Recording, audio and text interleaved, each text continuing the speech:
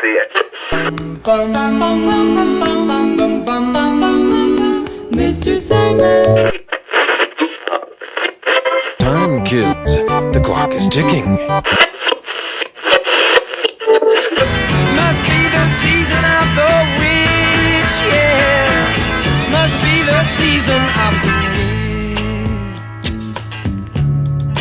Where'd I go?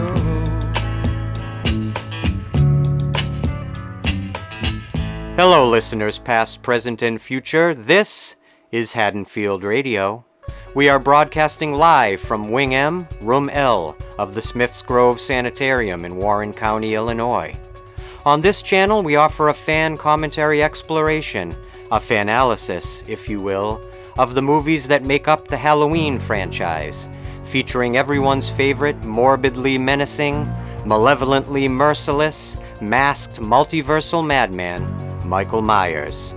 We are your hosts. I'm Christian White. And I'm Joe Francazio. And today we are watching and discussing a movie that, up until 2022's Halloween Ends, was easily the most controversial entry in the entire 13-film franchise, the 1982 Tommy Lee Wallace written and directed Halloween 3, Season of the Witch. Now, 1982, much like this year that we're recording this, 2022, was a historic banner year for genre movies. Films like Blade Runner, E.T., Tron, Star Trek II, The Wrath of Khan, The Thing, The Dark Crystal, Conan the Barbarian, all were released in 1982, as well as a little movie that we're going to be covering today, Halloween 3, Season of the Witch. This movie was designed to be a complete departure for the franchise and was meant to jumpstart the entire Halloween franchise into an anthology series. However, series producers John Carpenter and Deborah Hill underestimated the pure, unadulterated devotion that audiences had garnered for characters like Michael Myers, Laurie Strode, and Dr. Loomis. And although Halloween 3 achieved respectable box office returns, it would be decades before the film would be fully reappraised, appreciated, and ultimately accepted by fans of the franchise. Joe, what do you think about this one? Yeah, just picking up on what you just said, I do love hearing the director Tommy Lee Wallace in more modern interviews talk about how this movie gaining its sort of cult following and a really devoted fan base has sort of healed this deep wound for him that, this movie was considered a flop. But when you listen to that list of movies that you just listed that came out at the same time, it didn't have a chance. Really. You know what I mean? Oh, absolutely. That summer was literally a historic year for movies. Right. So, I mean, you're kind of going against the whole no Michael Myers thing on top of going against these amazing movies. And, I bet the studio could have done more to promote it better. Well, if they had followed up the first Halloween from 1978 with this film, I think they might have had a chance at pushing the franchise into this arena as an anthology series. But once you do two films and establish these characters to that level, and Michael Myers just becomes so iconic, even by the standards of the early 80s, I think they had definitely an uphill battle ahead of them. Well, yeah, I mean, Halloween 2 was going to happen no matter what. The producers wanted to cash in on this whole new sequel thing. And the slasher, the whole slasher subgenre. So, but I do find it interesting that when you talk to or listen to Tommy Lee Wallace talking about the idea that this stuff would switch to an anthology series, it's not just that it would be a standalone story every year for a new Halloween movie, but they also did envision that each one of these standalones could then spawn their own, sequels. So you could have still had Michael Myers movies being made, but also continue this storyline with, what I mean? Like they wanted it to have this tree, this big tree of, tons of stories, because they really believed in the idea that the season of Halloween was this. It has this huge potential. You can keep... I almost hope that they would even start doing that now.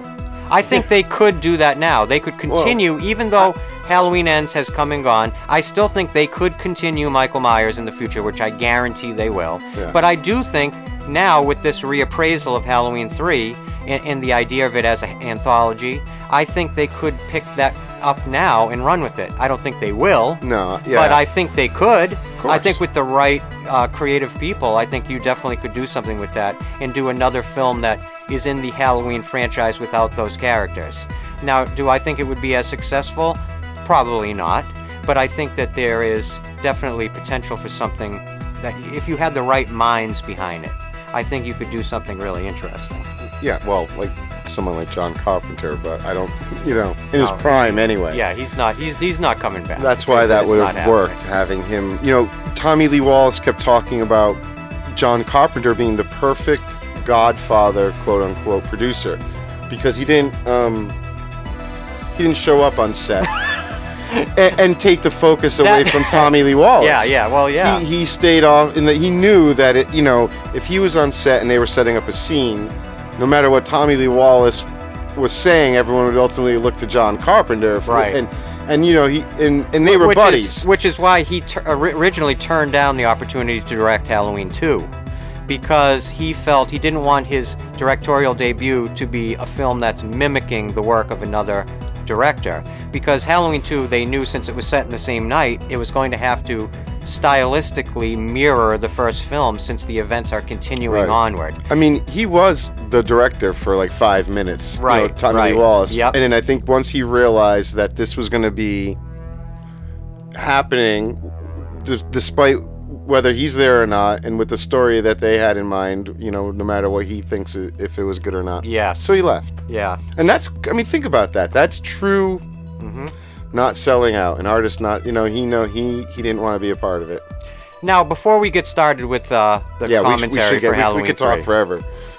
I just want to say a couple quick things. First of all, we say this every episode, and I'm going to say it again, and I will continue to say it. We are not trying to reinvent the wheel here. We are simply bringing our perspective into the mix, and we are fully aware that a lot of great YouTubers, message boarders, website hosts have broken down these films into infinity. And there's so many of these people that have looked at these films that we are totally inspired by, especially on YouTube. And every single episode in our comment section, I bring to spotlight a couple of these people that we think have done great work looking at the Halloween franchise and just horror movies in general. So if you want to take a look at the comment section below this video, you'll see every month a few of those people that have inspired us to do this. We're not trying to reinvent the wheel. We're not positioning ourselves as experts. We're just bringing our love for this franchise. We're bringing our perspective to the mix. We've been inspired to do this. We love doing this, and we love knowing that you're out there listening. And if you are out there listening, do us a favor and hit that subscribe button. Only because that way we can keep track of you and we can let you know when subsequent episodes are going to air. We would really love to know you're out there, and the best way to do that for us would be simply to hit that subscribe button. And if you have something you want to add, also throw it in the comment section. If there's something we could be doing better, if there's something you like, if there's information we missed or got wrong or got right, anything you want to say, please let us know. We'd love to hear from you, and we will read and we will reply to every single comment. So please do us that favor. Please hit that subscribe button, and that's the last I'll say of that. Okay. So what do you think? Should we start the movie? Yeah, there's plenty of time during the credits to All keep right. going. So here we go. We're going to start the movie right now. And here we go. Halloween 3, Season of the Witch, 1982. Tommy Lee Wallace. Actually, this was a family affair, because basically everybody came back. Tommy Lee Wallace, John Carpenter, Deborah Hill, Alan Haworth. Is that how you say it? Haworth? I believe so. Yeah. Dean Cundy, who is just absolutely hitting home run after home run with this film. Yeah. I think this is some of his best photography in this film. It is. He's firing on all cylinders at this point, and he's really established the Dean Cundy look, These opening credits, they were emulated in 2022's Halloween Ends.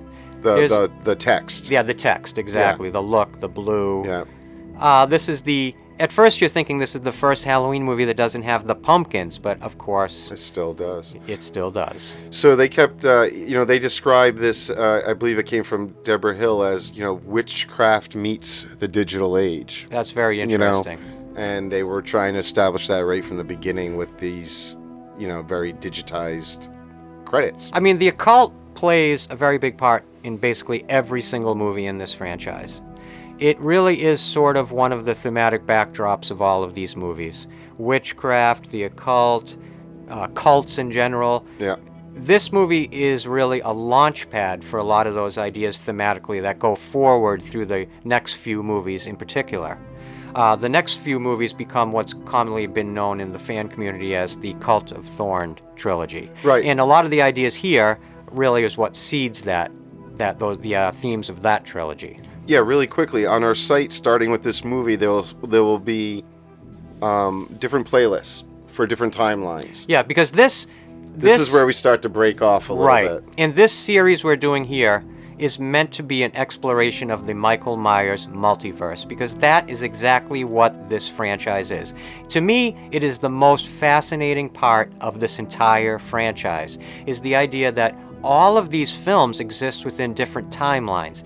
That, spoiler alert, you can kill off Michael Myers at the end of Halloween Ends, but that certainly doesn't mean that the boogeyman is dead. You can reinvent him hundreds of different ways. That's what allows this franchise to continue to have gas in the tank. And it's something both of us are very, very interested in. Yeah, and I mean, I feel like we shouldn't get too hung up on this being the oddball of the franchise. This movie, it doesn't try to be anything more than what it is. You know what I mean? They're just trying to make a good horror movie. Well, I think if you had released this movie just as the title Season of the Witch, right, it would have just come off as this really creative horror film for the time. So what I found, there was this interview with Tommy Lee Wallace, and I found this really interesting. An idea that he was trying to make the title, the Halloween 3 part of it, make more sense than it just being the third movie in the franchise.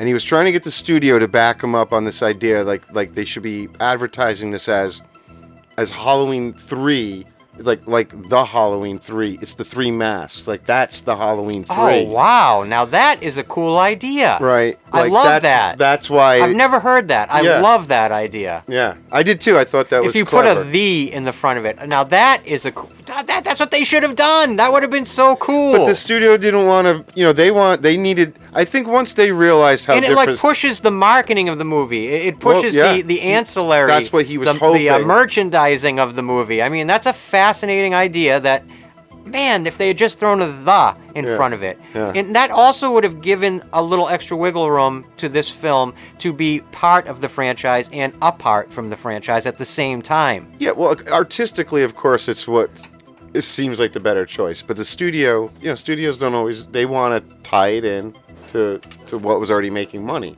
Right. Well, you can't blame them. I mean... No, I get... Yeah. I mean, The interesting thing is, by bringing back a lot of the technical people behind the scenes of Halloween 3 from the first 2 films, it does still have that kind of aesthetic feel of the original 2 films. Like, this to me looks like, if I didn't know what this was, I would know this was one of the Halloween films just by the look. Right. That's what I'm saying. Dean Cundey really established. By this point, you get his look. You've seen it in the first... even if you didn't see other movies he made, and you've just been watching the Halloween movies, by this point, you're like, yeah, it has his feel, his look, his lighting. What I like is he spends a lot of time making sure that the focus on the camera is always right. Right. A lot of time they'll be lazy and they don't want to always make the backgrounds in focus, and they'll let it be soft. But he won't. Any just the way the focal point of his focus changes as objects change. I love it, and he uses the whole frame. Now start to pay attention to these cyborgs here. Yeah.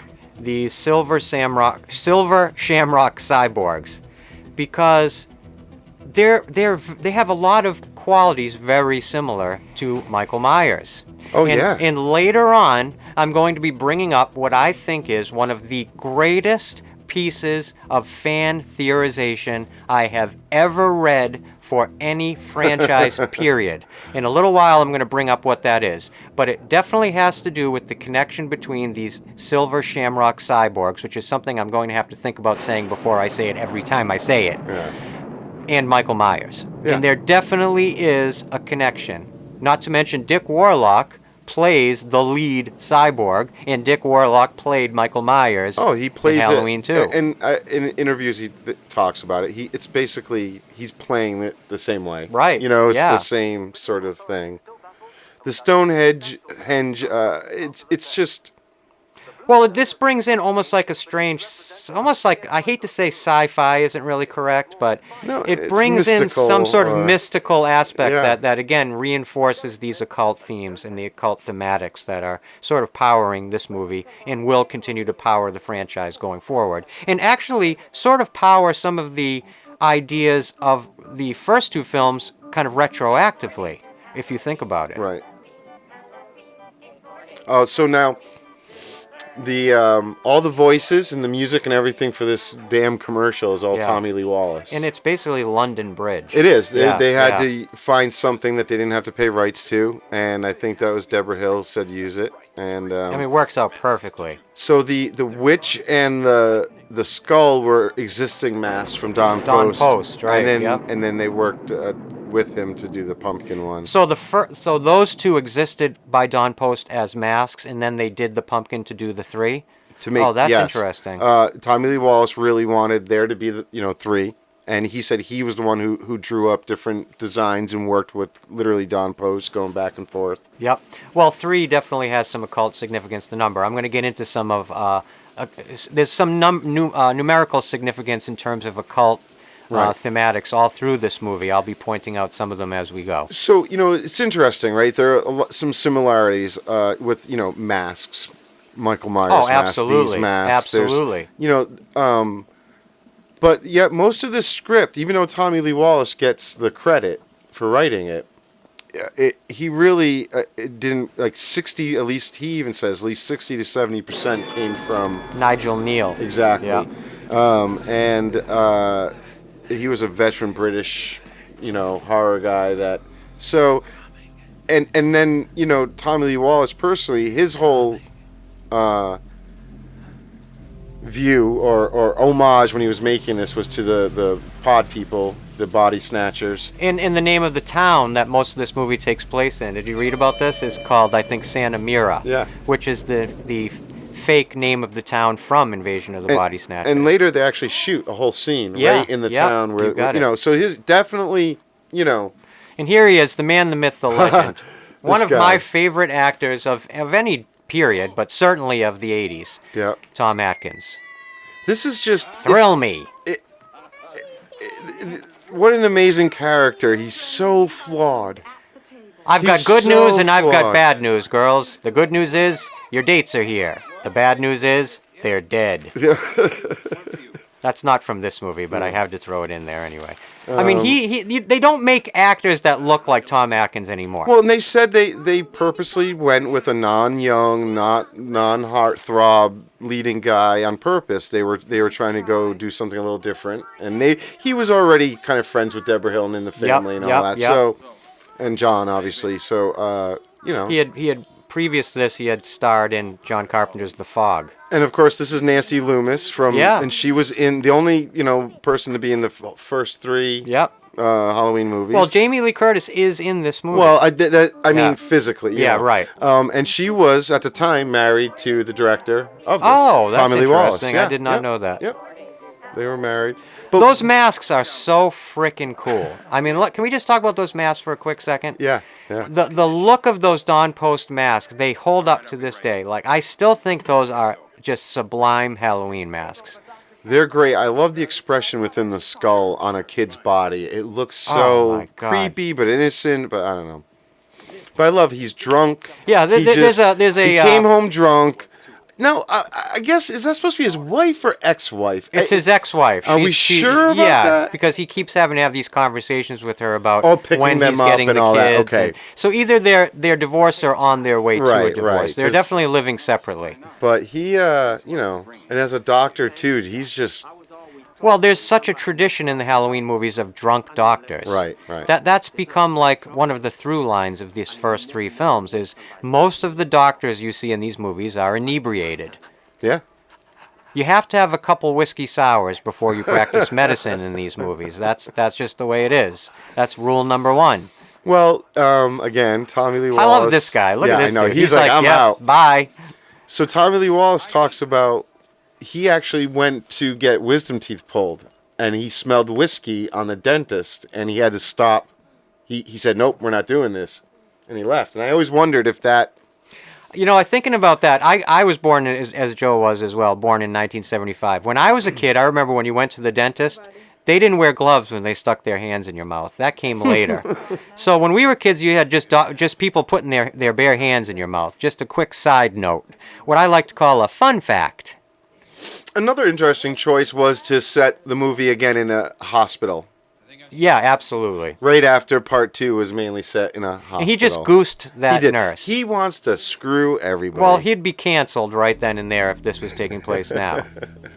He's but there's down a lot the of party, that. man. He's just... I mean, he's got the shirt undone. It's red. Think about it. It's full sex appeal. He's working the middle of the night shift at the hospital. What did he and- just eat? Who knows? What was that? He just pulled some random thing out of the refrigerator and shoved it in his mouth. And I guarantee you it would belong to one of the other doctors. He's the type of doctor who will eat your yogurt.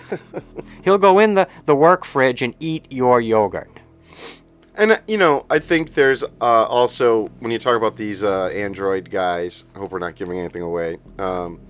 If people need a spoiler alert for a 40-year-old movie and they're listening to two nobodies yapping about a 40-year-old movie, then they have problems. But, I think they're an obvious representation of, the suits being the bad guys, Yep. corporate America, Sleep it off, doctor. But, I wonder if they were playing with the audience a little bit with this being so much like they move like Michael Myers. 100%. They're shooting it the same way. They over the shoulder, the feet. The I slow refuse walk, to believe that there wasn't some sort of discussion at the time of making this movie where these actors playing, especially Dick Warlock, were not directed to move like Michael Myers. There has got to be a through line. Now, here we are at room number 13, okay? Now, let me just see here. Room number 13. You have the 13th chapter of Revelation, which is about the Antichrist and the Beast. Jesus died on the 13th day of his crucifixion. Judas was the 13th apostle. In the tarot deck, the 13th card of the major arcana is death. And that's usually picturing a pale horse with its rider. Also, a witch's coven always has 13 members, 12 members and 1 leader. Just a couple interesting little notes about the number 13. Mm-hmm. You don't see that was horrific. I'm sorry, I got distracted by the nose. Not only does he being dig into the pulled. eyes, he sort of pulled the guy's nose apart. And I love the guy still. And he's still That's called the last twitch of the death Right. nerve. And they do that later with the woman in the hotel room too. That is one of the gnarliest effects I've seen in a movie of this period. Which We'll get to that. Well, it was weird. They actually, when they finished it and were showing people, they were like, "Wow, why did you make this so graphic, so horrific, so Mm-hmm. At the time, it's amazing that this was.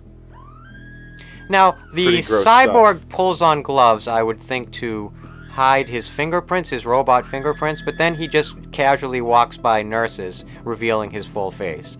So why did he put the gloves on? To just he didn't want to get blood Do on they his all hands? wear gloves? Well, they show him putting those gloves on. Oh, that's right. Now, why would he? Maybe he just gets a little queasy with blood. Well, and it doesn't matter if they're just gonna go blow. He's just gonna blow himself up. He's going to blow himself Now, up. do you think he's only doing this because he was seen, or was this the plan? I mean, maybe he couldn't get away. I'm trying. Let's look at this really closely. He seems to be having enough time to get in the car and drive away. Right. I mean, there he goes. He could easily just pull out. Dr. Chalice has. Oh, well, he's pouring gas, so yeah, this was he's done. this was the plan. Yeah, just You know, self-destruct. Self-destruct. The dummy. It's funny how the yeah, car just explodes. I know. He basically just What- poured gasoline on himself. What's even better in a moment is that this whole happens and it cuts to the next morning, and the car is just still sitting there smoldering. Yeah, right. No, they're not No gonna- one thought no one to do no one anything towed about it. No that out. police tape. Nah. No towing it away. It was just a hapless accident. We're just gonna leave it there to keep. I don't know. Now, I'm not trying to pick the movie apart. You know, we I do mentioned the this 'cause we love it. character's name because the name game comes in important in this movie. His name is Dr. Chalice. Now that is not accidental. Everything within a painter's frame is intentional. Well, can I just Yeah, pause go you right right there ahead. because when you say that, this exact scene I love, the way they painted it.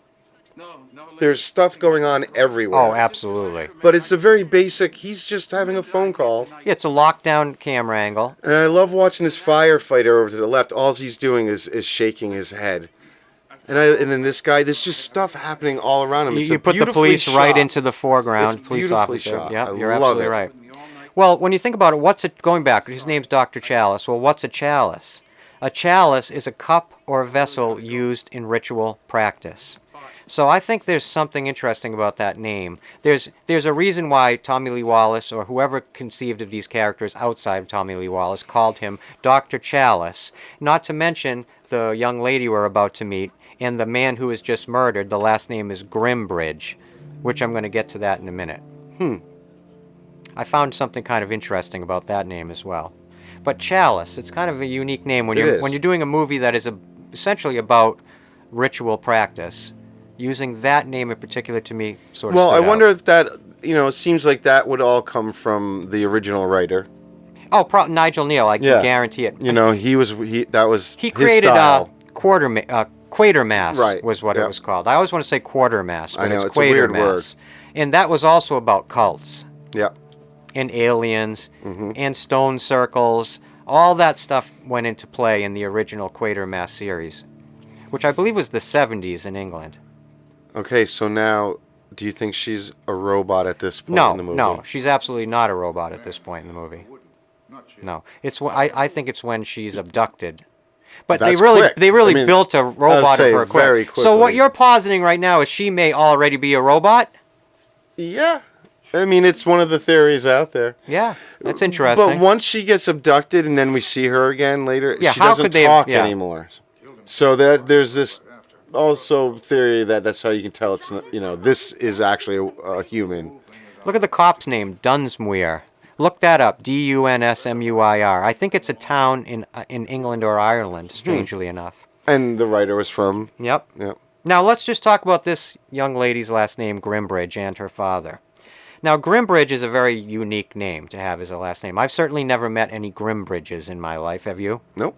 Well, it comes from England and Wales, that name is where it originates, which is interesting in connection with Stonehenge. But one thing I thought was kind of neat, and this is a stretch here, I'll admit it, but if you look at the Old English word for bridge, I'm not even going to try to pronounce it because it's probably Welsh, but it's spelled B-R-Y-C-G. Now, there's no vowels in there. If you were to pick a vowel, let's say an O, and add it into there and rearrange those letters, B-R-Y-C-G and O, you know what you'd get? Cyborg.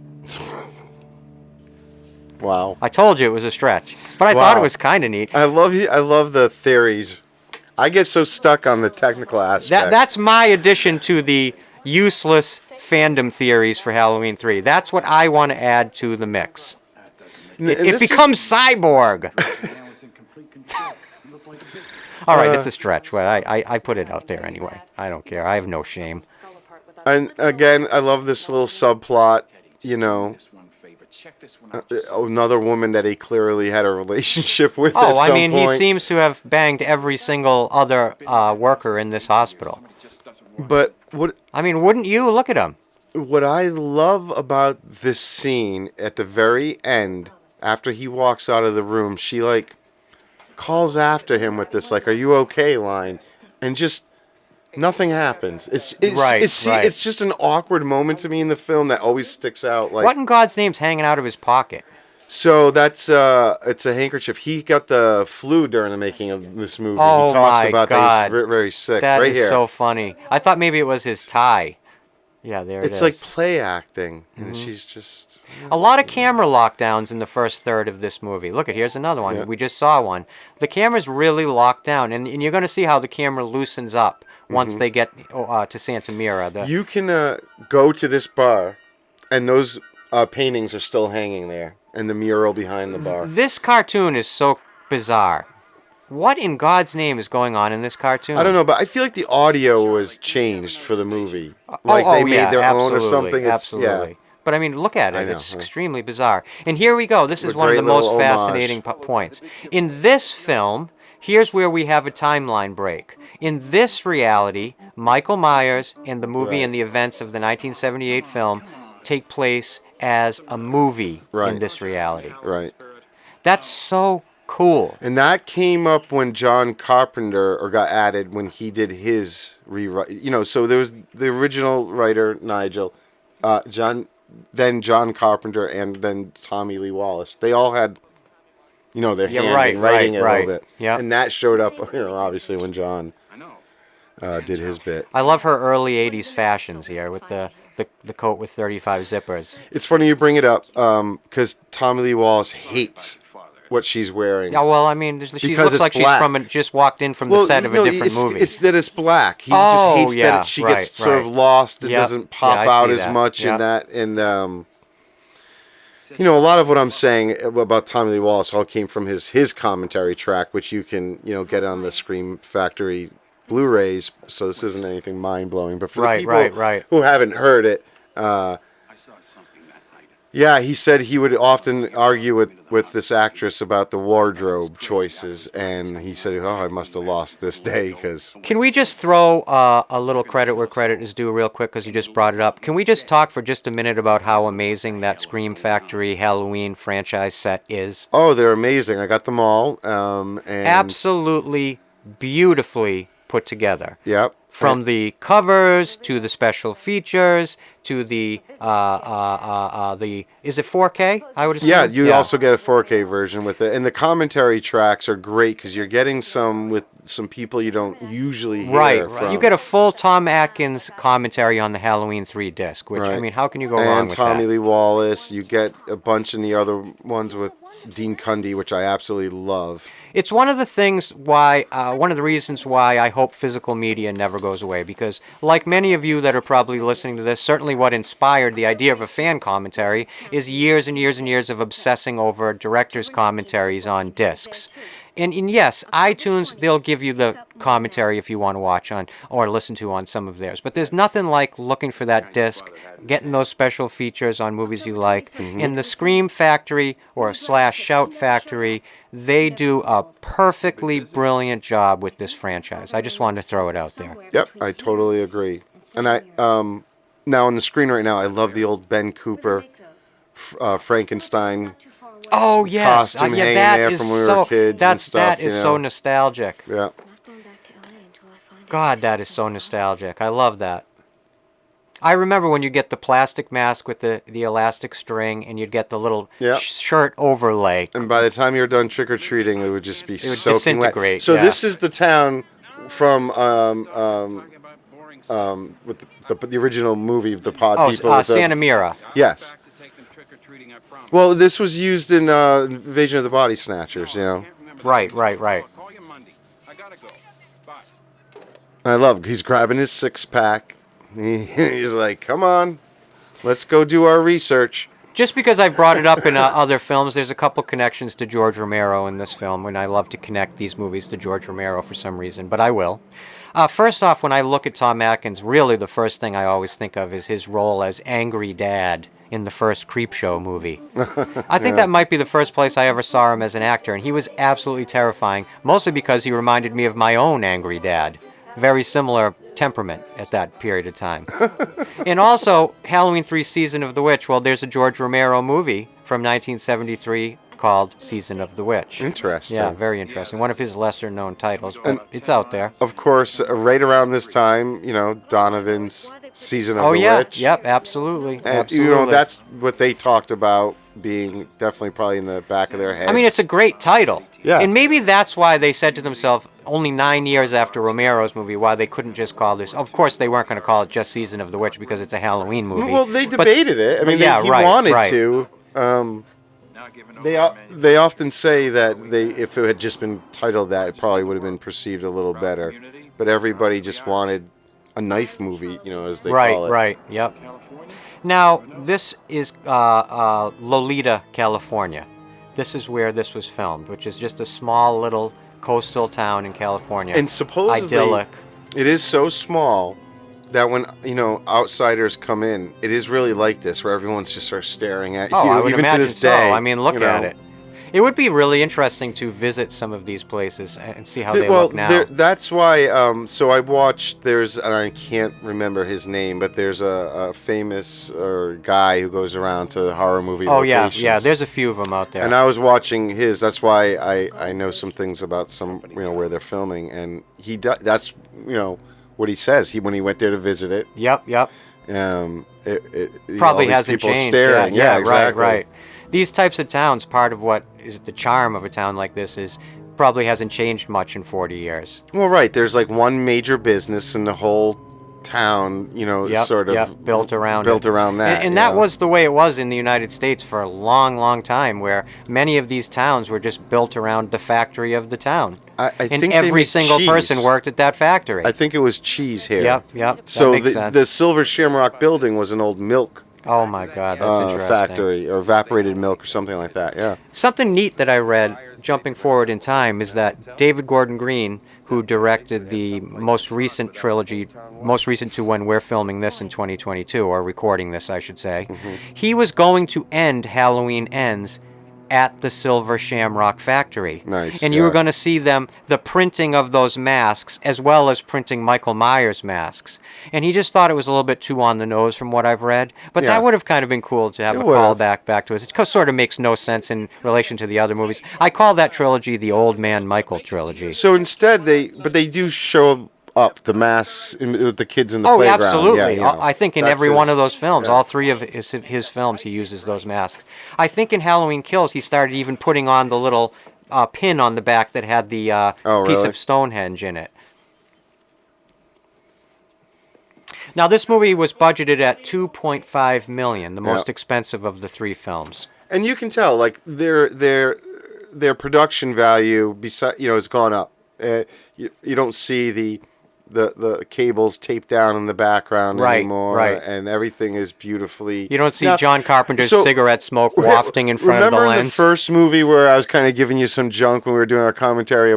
You kept thinking about thought being put into the background. Oh yes. And I was like, I don't think it was too independent. Well, now in this movie, I do think there was a lot of intentional stuff going on. They had placement. the big enough team and enough money to dress it a little better. Absolutely. But they didn't really build any sets. I mean, everything, all the houses that they're in, this whole town, the stores, all that stuff were real locations, and the only time they're not is at the end in the with the Stonehenge room. Oh, the laboratory set? That's just a soundstage. I love the look of that soundstage set, though. That's one of my favorite parts of this movie. And again, he said they didn't even really dress it. Like, that's just raw soundstage. The exit signs, it works the stairs, perfectly. And, I mean, it works absolutely perfectly. They just dress it with their gadgets and everything, but they didn't go out of their way. I don't think they could. They as much as they had the biggest budget out of the other Halloween movies, it was still a low, compared to other movies. This is a very strange stretch of this movie. A very strange stretch. It's very early 80s, the look of it. I love the look of that bike, that Huffy. Of course. Now, this movie opened to a very respectable $6.3 million in its opening weekend, which at that time was actually, they probably thought they were going to be making bank, but it sort of petered out and ended up making about $14.5 million total for its domestic box office. This is Atkins' really his actual wife. Oh, that just walked by? Yeah, her. That character. Geez, now that's cool. They were actually married at the time. No wonder he looks so annoyed. And he's running right into the room with the young actress. I would do the same thing. This whole thing, this whole bit of dialogue and the age gap. It's just, it's classic. Where would you like me to sleep? It's one of my favorite lines in this whole movie. I mean, this guy just... What do you say? That's a stupid question. Yeah. That's a dumb question. Whip that jacket of 25 zippers off. Oh, now, man. here she is, on a Scooby-Doo mystery to find out what happened to her dad. right. And she brings sexy lingerie along, just for the sake of argument. Just in case there's a drunk doctor around she can bang. Yeah. That's So- a stupid question. If she is a robot, then, I mean, she is fully functional. Oh, she's fully functional. She has all usable ports. Because she, He's about to plug his USB drive right into that port. I mean, God, look at him. I mean, doesn't- talk about a stud. he does not... They don't make him stop. like Tom Atkins Look at anymore. the sun back there. It's I mean, beautiful. yeah, it's absolutely gorgeous. Beautiful. They cut away for 3 shots, which is about all the time he needs to do his business. And if you look at the angle of things, how they see everything, how it reverses but matches, Absolutely. he keeps, it's beautiful. It's beautiful. Now, a lot of this film has to do with Samhain. Now, that's... Go ahead. I'm sorry, but the voice right now, Oh, that's Jamie Lee Curtis. well, they don't know.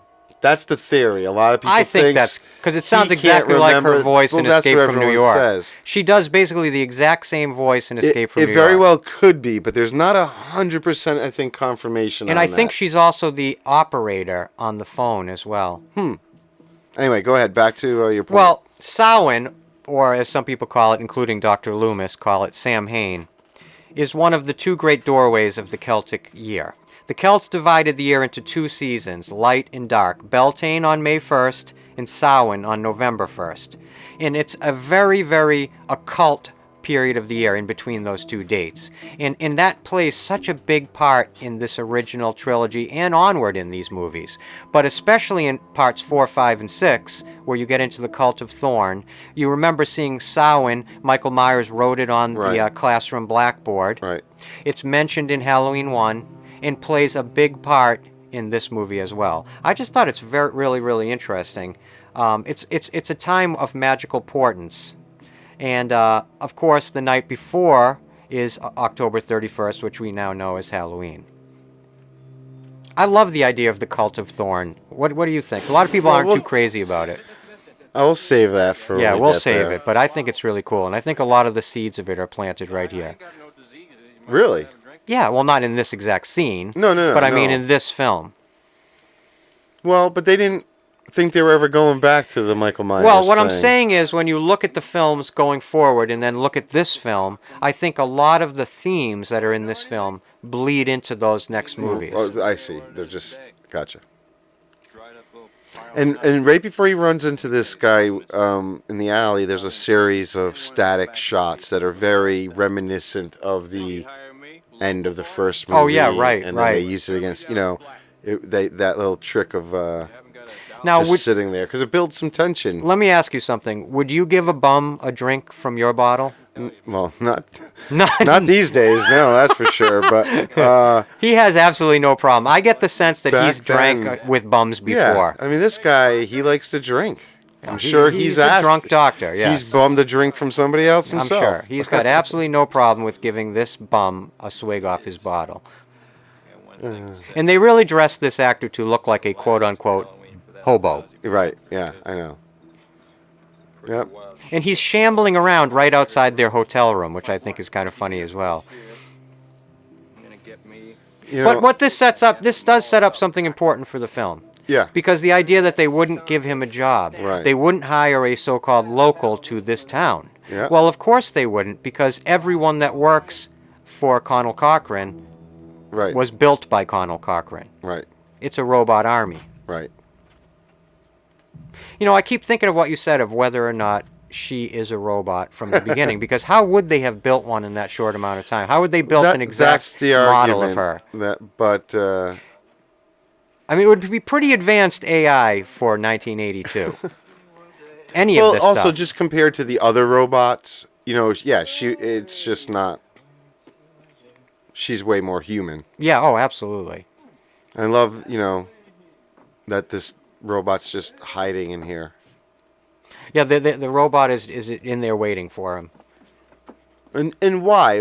Is it they just are deciding to kill him because he's going around talking too much about? Well, yeah, anyone that's disturbing the what's the word I'm looking for?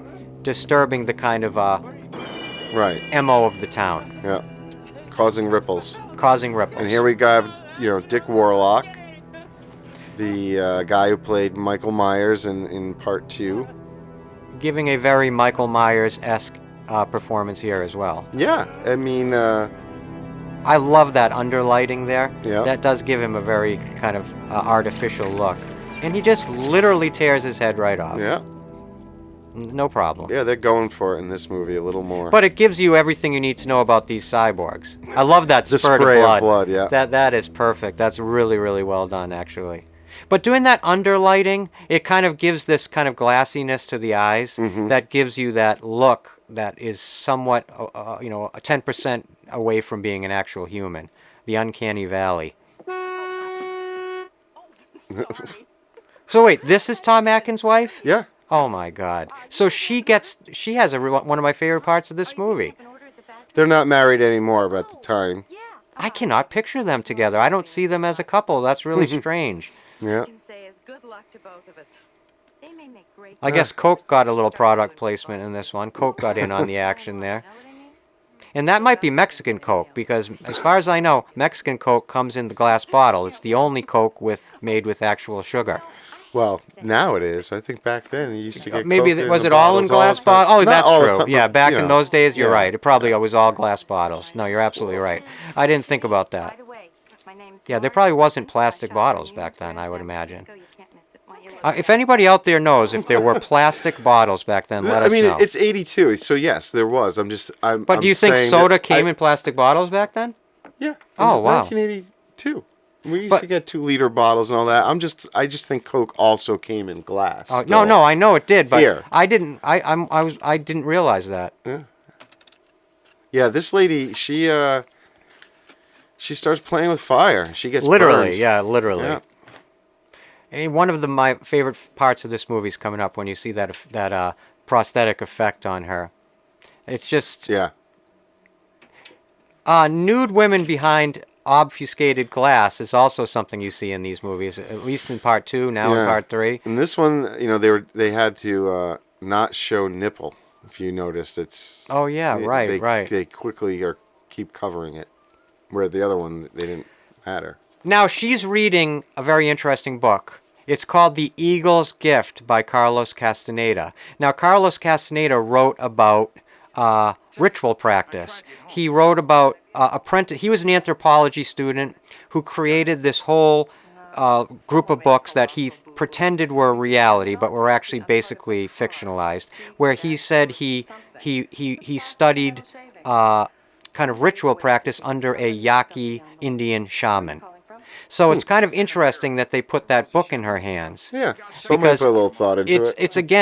It's a little background detail that really no attention is called to other than you see it briefly on camera, but it reinforces again this kind of subliminal thematic usage of occult material. Did you get that title from just watching the movie? Because I've tried to read it and see what it said a few times. Well, what I was did like, is I well, saw Carlos Castaneda, and then what I did is I just looked at every one of his books until I found the one that looked just like that. Gotcha. And it was pretty easy to find. It was called The Eagle's Gift, because you can't see the title. Oh, Tom, once again. I mean, the producers, Mustafa Akkad, he produced this one, right? Did he? Yes. Well, I guarantee, yes. much like Dino De Laurentiis, he probably said, we're throwing this scene Yeah, in. of course. Because this scene's going to bring at least another, $500,000 to the box office. But I actually like the way it's shot. I like the angle that Tommy Lee Wallace chooses. It's kind of a unique Over angle. The ceiling, yeah. And I like Tom Atkins' back knee scars. You don't see that every day He in doesn't movie have the stars. greatest skin, does he? No, but they would have touched that up with anybody else, but not in the 1980s. Isn't it like here after they've done it? He's like, "Hey, how old are you, by the way?" Yeah. By the way, do you have an ID? Can I check your ID? Let's keep this on the DL. Hush, hush. Oh, that song. While his real life wife is staying in the hotel room next door. Right. And then he's got his Getting her ex-wife face with blown the kids. off. Yeah, exactly. He's all over. He's like a franchise dad, I guarantee it. He was promising on that phone call he was going to hang out with the kids on Saturday. I don't think... Yeah, he's probably made a lot of Saturday promises. His kids are probably got their brains melted. You know, I mean, they had the masks on. You and- tell me, would you rather hang out with your obnoxious kids on Saturday or stay in this small town hotel room bed with her? Oh, what's your thought? No, I mean Dr. Chalice is definitely doing what every man, the fantasy of just doing what you want, and Absolutely, I totally agree with that. I think it's an we can all interesting. agree It with really that. is an interesting choice. He's the See, you can see it, anti-hero right? hero. You actually I guess can see it there. there. You can. Okay. You can, but I didn't really realize that at the time. Yeah. I had to sit there and look through volumes of it because you had to find the cover from that period. Right. Because there's been many reissues of these books. Yeah. Oh, what's this? I guess I should mess with it. Let me tinker with this a little bit. She gets like a lightsaber right through her mouth. Yeah, and it's actually, I love the. I'm probably wrong, but I want to say maybe these effects are done by Tom Woodruff. I think they say it in the opening credits, and I could be wrong. I'd have to look that up again. But it's actually this prosthetic effect that's coming up is I think so gnarly and It so is. cool. For the time too. Let me just F with it with a hairpin, a bobby pin. You're right. She does get a lightsaber to the face. Like for the first second, it's just like right there. It is a lightsaber. I love these two. What's right? that? He's like, don't Their worry whole about it. point is to be here looking for things out of the ordinary, and when they hear this Oh crazy my sound, God, like, ah, look whatever. at this. Look at this. Yeah. This I remember from a Fangoria magazine. I think it was a pull-out poster. That shot. Look at how it's pulsating. yeah. The lips are. Oh my God! This is absolutely horrific looking. It's one of those pieces of special effects makeup from this period that absolutely looks artificial, but still has this aesthetic quality that is so satisfying. yeah. I mean, it is so badass. It's gnarly and badass. Well, we still come from a generation that can appreciate that type Oh, of yeah. makeup and effects. I think my kids would probably think it's the hokiest Oh, thing they'd ever. laugh at it, but Yeah. but it's that Oh, like yeah. real quality. Look at those Little butt man cheeks. butt.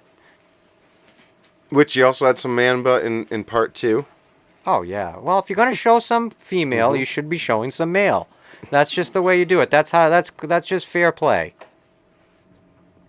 Oh boy. You Now- know, he wanted all the robots to be redheads. But Well, it just that- wasn't that would have possible in been their a budget. That would have been a decision. Right. Well, everything's Irish based here. Oh, that's a good you know, point. I mean, That's a good That's point. the whole thing That makes here. sense. Must be Marge. The lady I met. Excuse me, I'm a doctor, please. I said I'm a doctor. Don't trouble yourself, sir. You're drunk. Go back to your room. She's naked. She What didn't are you even doing? bother getting dressed. Yeah, exactly. Who's in charge of this? Oh my God, that is a riot. By Mr. Cox? I love these actors from this period. You don't see a lot of actors that look like people in movies nowadays, and here he is. There he is, the man of the hour. And you were saying, of course, he's from RoboCop, Right. which I didn't really realize that until you said it. I didn't remember that, but you're absolutely right.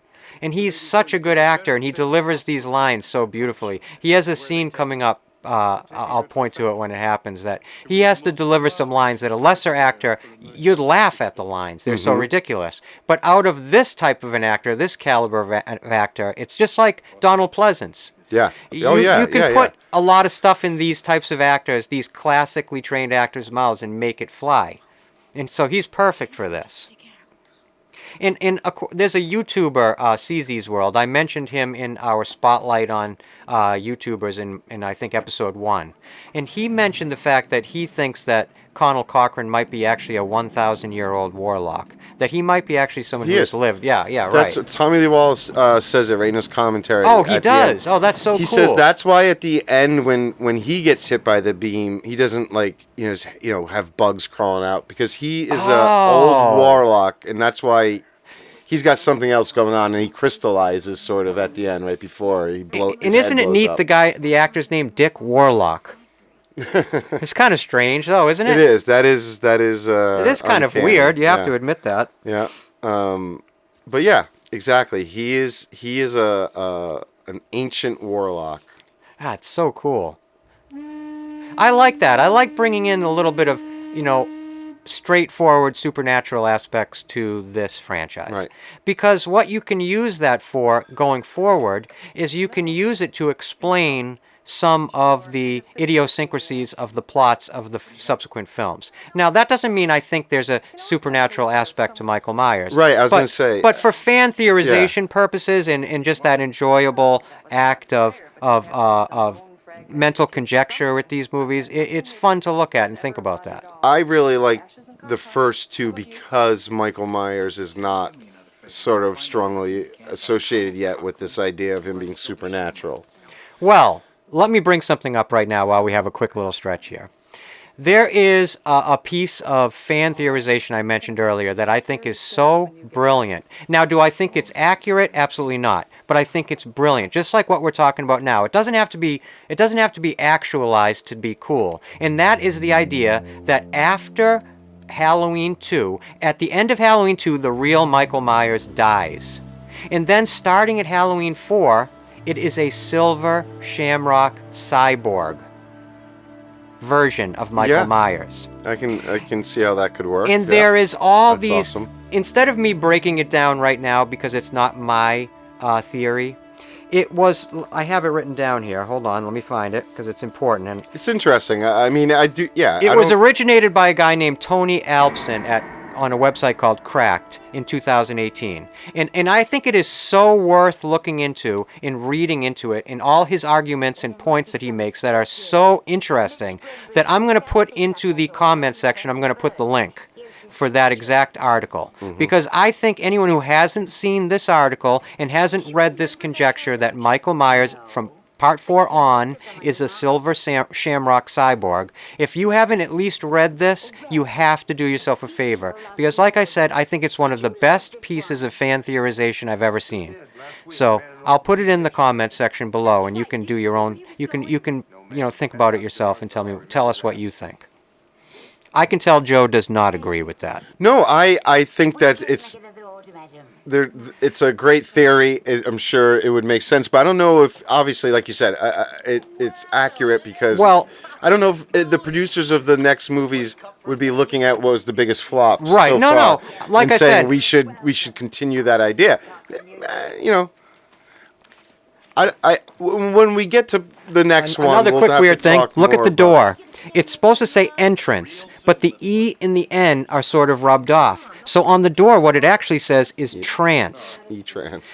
Well, trance, which is something that you're put in when you put the mask on and watch the jingle. Well, so this is being shot in an actual mask company from the see, back in the Fluffy day. from Creepshow in the background.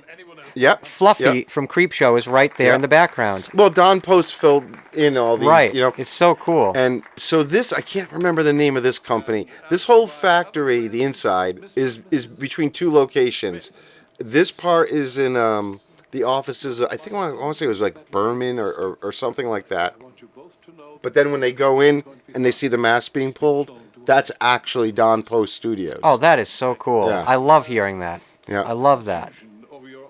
And then when they go down to the toy room, in here, that was an actual room that's in this building here. I can't remember the guy's name. I'm blanking. I think it began with the B, something that's like Berman. so cool. We'll have and to his look it up. company, they dressed it a little bit, but all the toys, all that stuff is actually in this weird little room down there. I love hearing stuff like that. That's just so cool.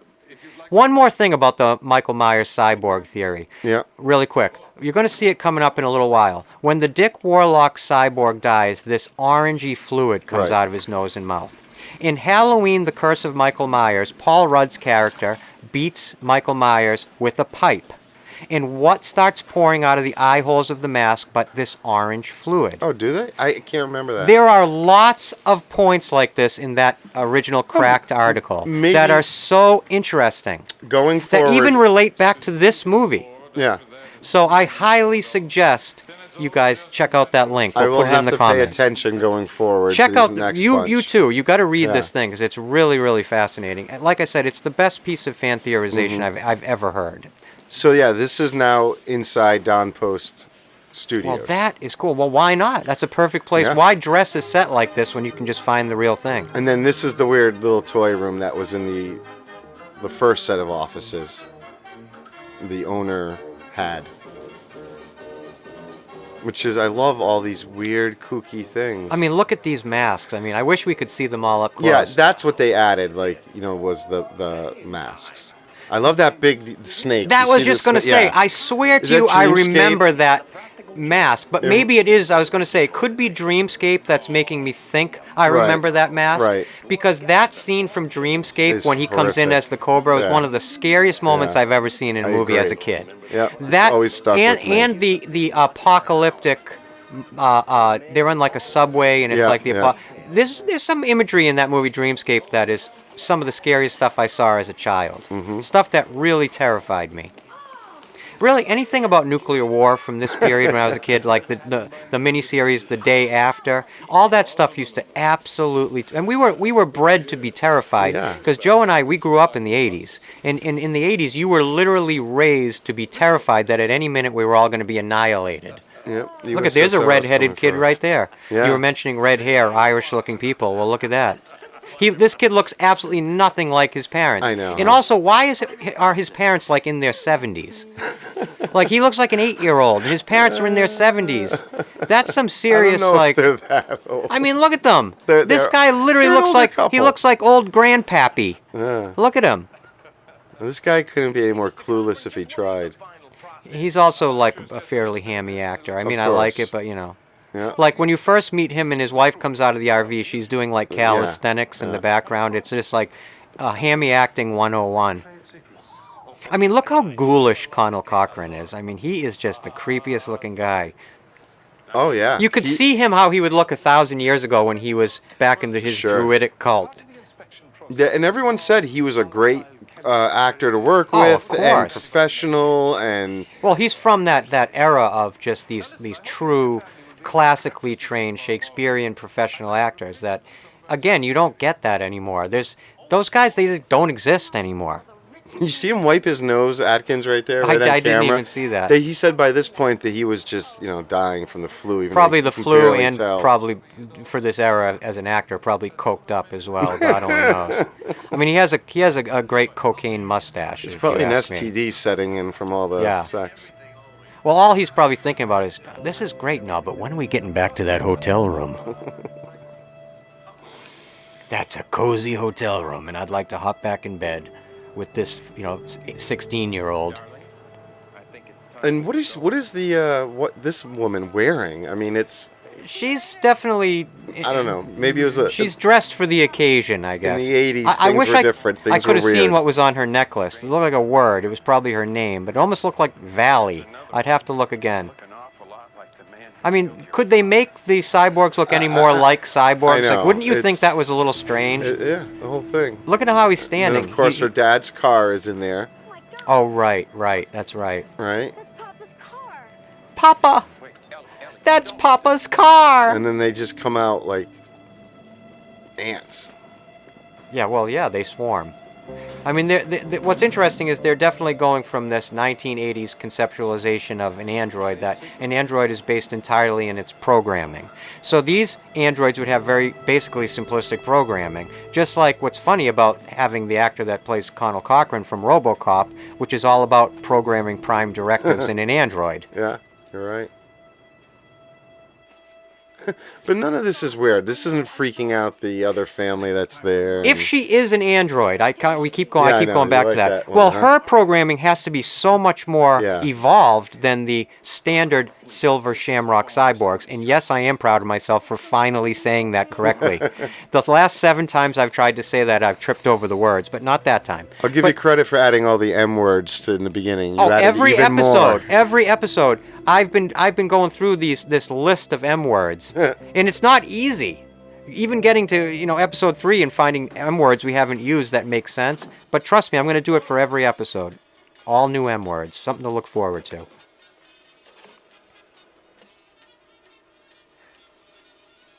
I keep wondering what this is. And is Well- it the red, the woman in red, or just the fact that there's bright red? Well, and remember, his shirt was red for the first third of the movie. I just think everything you see on television Well, that's what I mean. screens- So far, you can almost see why everything's there, but that one, I'm just wondering what's up with that Well, dancing. there's something kind of obscure about what you see on the screens. The cartoon of that strange dancing bush or dancing Yeah, plant that then that's turns true. to ash. I wonder the it would dancing make more sense if we lady. knew what it was from. I mean, it's very strange. It's just very strange kind of obscure stuff, but it gives a flavor.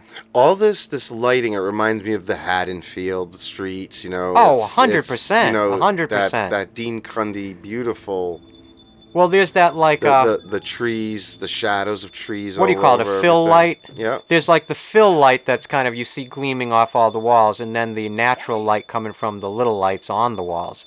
But it all gives that like you said. Look at that lighting. Mm-hmm.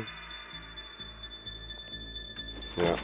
They That's should have great. all moved in exact sync. I think it would have made it a little bit There cooler. should have been more shots of groups of them like that. Right, you know what I right, mean? right. It would, I think, a little more menacing than the Yep. single guy, or it would be less Michael Myers-ish anyway.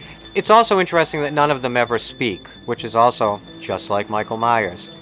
You know, the more I think about that theory, I'm telling you, if you read that article, you're going to see what I mean. It makes Maybe it a is, lot yeah. of sense. Maybe that's why it makes how a they lot of sense. thought they could continue it. Now, I'm not talking about the filmmaking using that theory. I'm talking about the in-universe of it all. Right.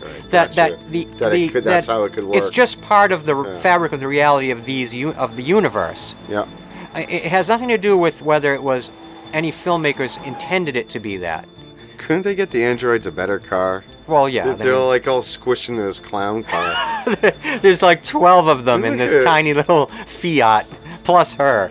Now they've got her. Yeah. Now So- here's where the old switcheroo So is this is where apparently the gonna switch happen. is probably happening. You have to think about. So he would have seen her and started work on her android immediately. Maybe, yeah.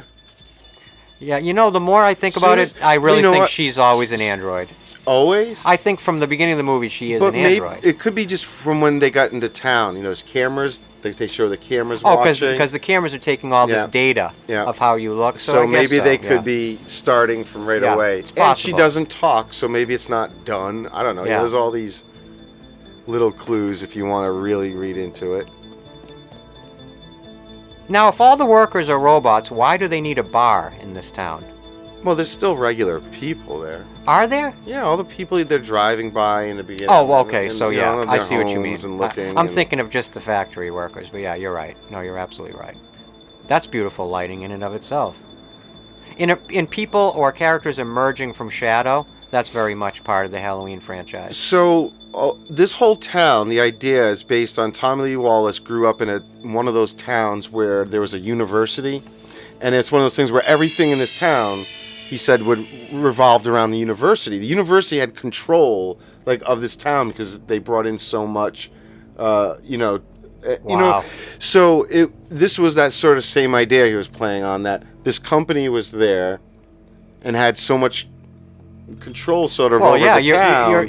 you're entirely dependent on that company. 100%. And everyone's dependent on it now. The town is dependent on this company. And a lot of times, your housing was dependent on your employment. Like, you didn't choose your housing. You didn't buy the house. You were placed in these rooming, housing, or what's the word I'm looking for? Dorms? Like these Dormitories. basically like these linked houses. Oh, you yeah, can yeah. still Like see the remnants projects of them almost. all around Yeah. the United States.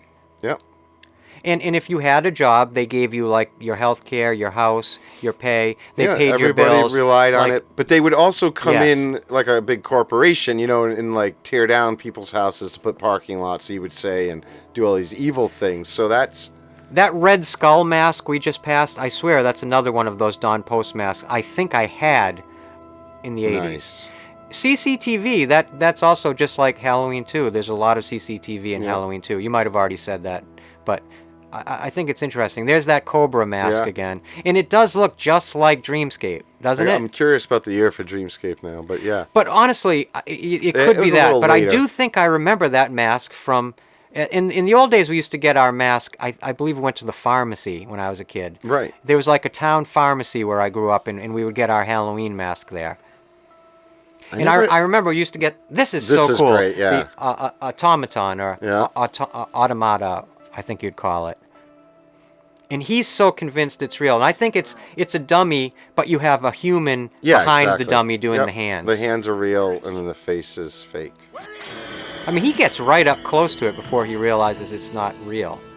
And I like you see the gears. Look at that. That's like something out of like a Guillermo del Toro Right. movie. Yeah. And the slowing of the hand. I mean, that's so cool. And the truth Because is, he's still and that's very Michael Myers coming Oh, out absolutely, of the 100%, shadows. That's right out of the 100%. first movie. and you know, even back in like the 18th or 17th century, they had automatons like that, like Right. robots like that.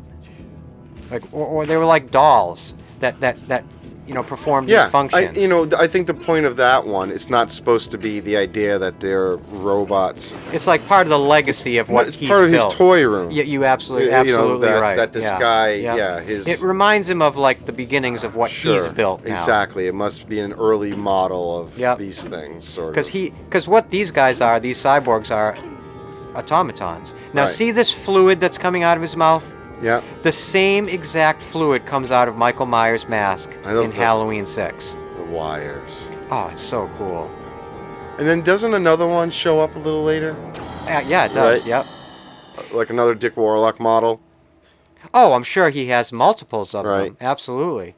There's another red-headed guy, Yeah, I mean, I think they are really trying to. like another ginger. Everything's supposed to be Irish. I mean, even Tom Atkins' hair next to the red-headed guy kind of looks like red hair. And, Cochran's, the actor's name, is it Bill? But His first name? O'Hurley. Dan O'Hurley. Dan O'Hurley. Dan There we go. O'Hurley. Dan O'Hurley. Yep. He's very Irish. Oh, 100%. Yeah. He even has a little bit of that lilting brogue, like, Mm-hmm. going through his voice. So Tommy Lee Wallace said his only like kind of criticism of him was that he had trouble with the long bits of dialogue. Well, I think anybody would, especially in an older age. Sure. But as somebody who's done acting in my life, I'm going to tell you, like, the longer the lines are, obviously, it's hard to memorize. It's hard to...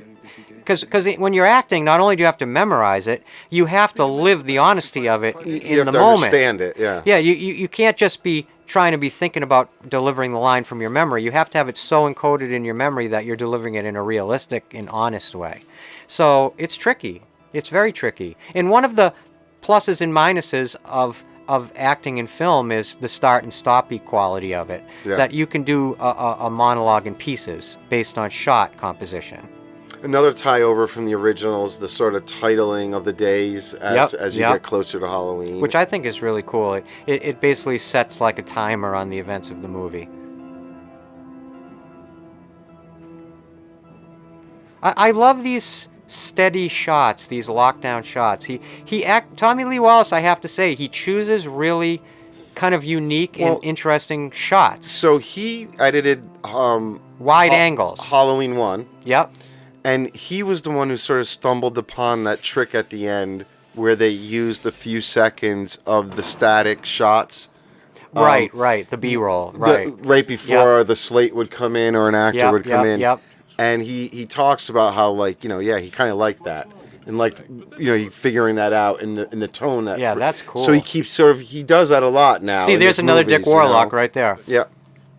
Convincing, aren't they? Live and obedient. See, right there he's referring to the programming. Right. But it's weird that you may give them the ability to sneeze, but they're also so robotic in their movements. So you're not... something as simple as a sneeze sells tells you, humanity. Yeah, I guess. Yeah. It sells normalcy and humanity in such a simple gesture. So this is all like sound. It's actually pretty stage now. smart. It's pretty brilliant. This is one of my favorite parts of the movie, one of my favorite sets. This is probably my favorite section of the film right here. I love the look of all of this. I love the giant Stonehenge rock. I love the line about like them getting it there. Well, you think about how they did it. It's almost a movie in and of itself. I know they probably never even thought it out. Look at that. but, That's like, so 1982. How did they get it? But yeah, that's just a big open sound stage that And they it's just... sort of interesting. They only really needed to use like 1/18 of the stone, Right, and yet right. they brought the entire stone. But I Well, guess they didn't know what they were going to need. Think about how many masks they're gonna... Yeah, because they only need like a speck. They show how even a speck has got this combustible nature to it. I mean, Nigel Neal's original idea of utilizing Stonehenge Yeah. in encoding pieces of it in a mask, well, it's certainly something you haven't seen anywhere else. No, It's a no. very unique and original idea, and I personally really like the way it's used in this film. I think it's engaging as an idea. I love this idea of these masks that kill. I love that extraneous quality of it, that these living snakes and insects come out of your destroyed head. Like, that's so cool. It's also the idea of selling or buying into the corporate... Oh, the and consumerism. Absolutely. Like all the kids are Yep. just going for the popular masks, Yep. these silver shamrock. Because at the beginning, he tries to give his kids these cheaper Right, masks, the- and they right. got the ones that every kid wants. Exactly. And then that's, it doesn't pay to always be trendy. Well, it's certainly the best horror movies all through history, whether it's in the 70s, 80s, or in now, have that, that underlay, that kind of thematic underlay that talks about something bigger than what the movie is of itself. Doctor, you asked about the girl. Context, like Right. what's the word I'm looking for? Like a deeper meaning. And this definitely has something to do with consumerism, Yeah. with commercialism. Corporate greed. Even Halloween, the movie itself, is brought into this movie as a commercial, as a piece of marketing. And it's very interesting. I love all that. All that subtext is so cool.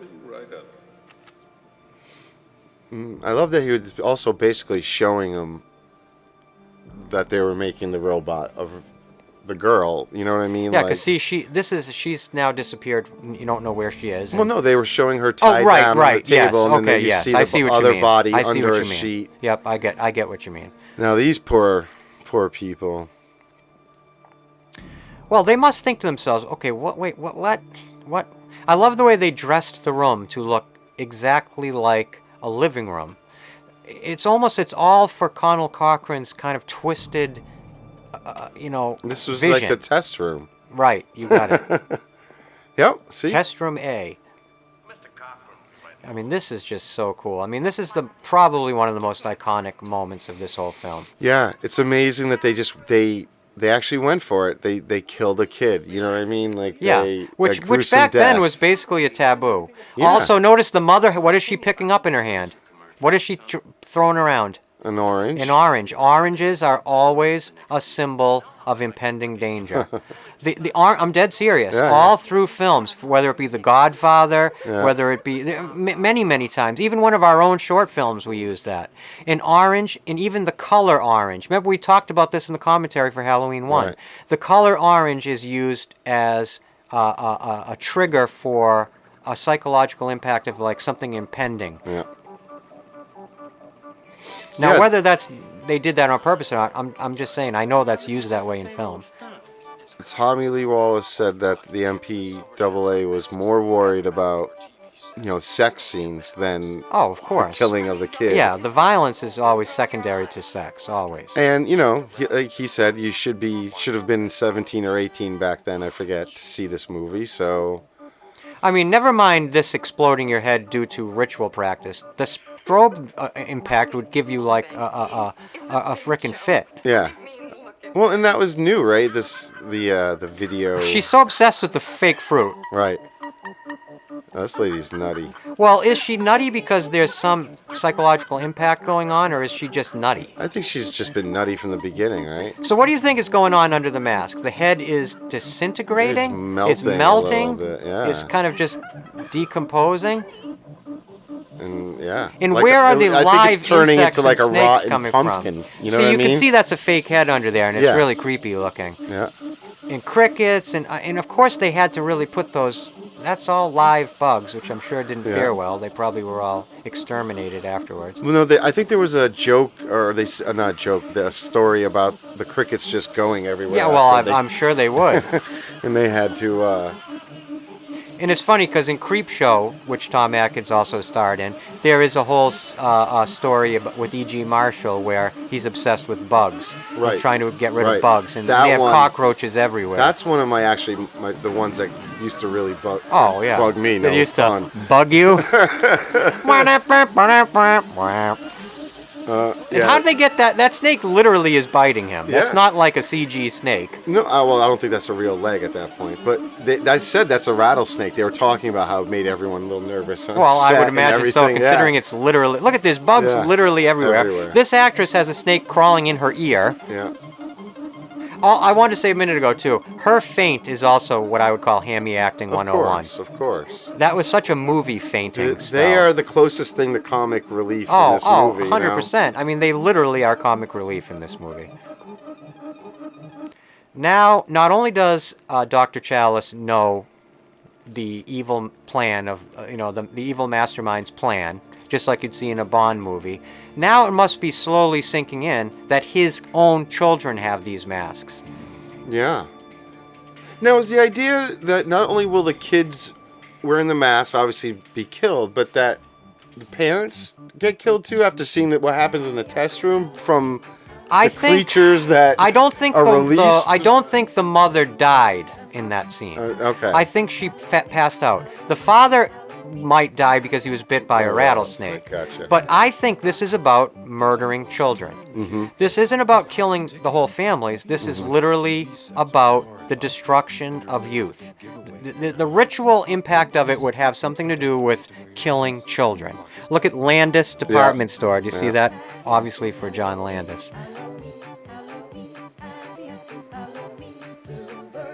I actually think Joe Dante, if I'm not mistaken, was considered to direct this movie as well. These shots up here this with is the red. This may be in the whole franchise some of the most beautiful photography. There's another image of it in particular. Yeah. It is. It's amazing, and they talk about it too. That when they saw it, It's like magic hour times a million. Yeah.